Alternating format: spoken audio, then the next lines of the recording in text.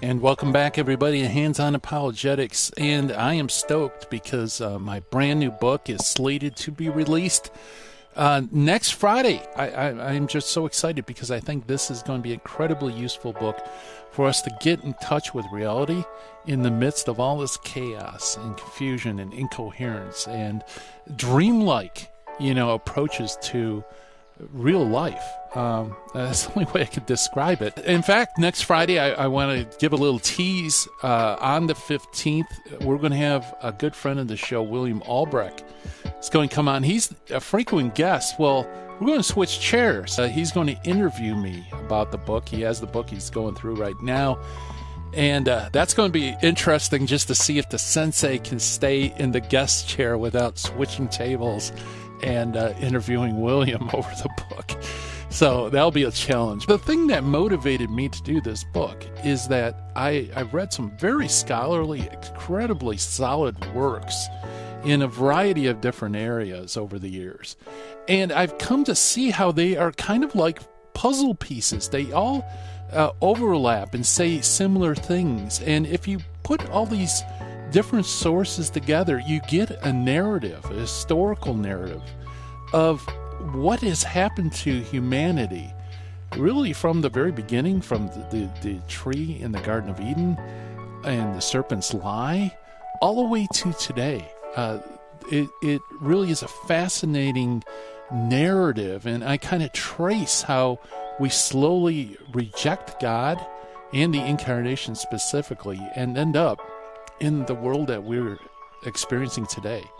And I'm very pleased by it because, first, I think it has enormous explanatory power in many of the things I have read and have listened to. Since writing the manuscript, I see echoes of it and being reaffirmed by different areas and different sources.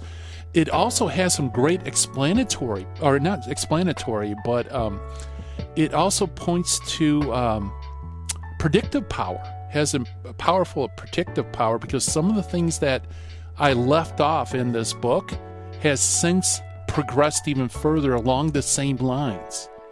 So I think this is going to be a very important book, because anyone who'll read it, I think, will kind of get a roadmap not only of where we came from, but maybe where we're going.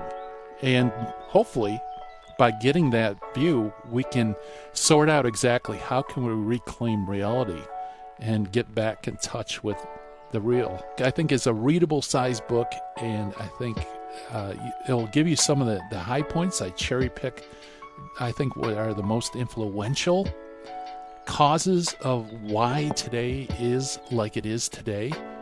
And I also end with a chapter about reality strikes back, and I give some signs of hope.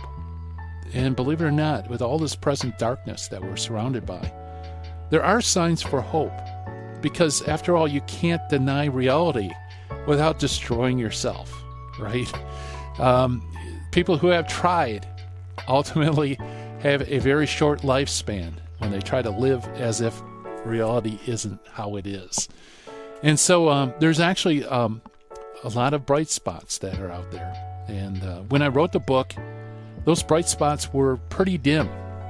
But after a couple of years, I made the manuscript, and after finding a publisher, going through the proofreading, getting into the queue to get to the presses, there was a length of time there. And like I said, what I found is my book has some predictability to it, because there's been other things that have happened since then that kind of I point to in that last chapter about reality striking back. So I can't wait for it to be released. I hope you guys get a chance to check it out, because what we need to do, folks, to understand the present is understand the past. And we also got to work together as Catholics to restore sanity to the world. It's up to us. And, of course, it's not only up to us. It's through Jesus that this will happen. So let's be worthy instruments of our Lord and bring that about.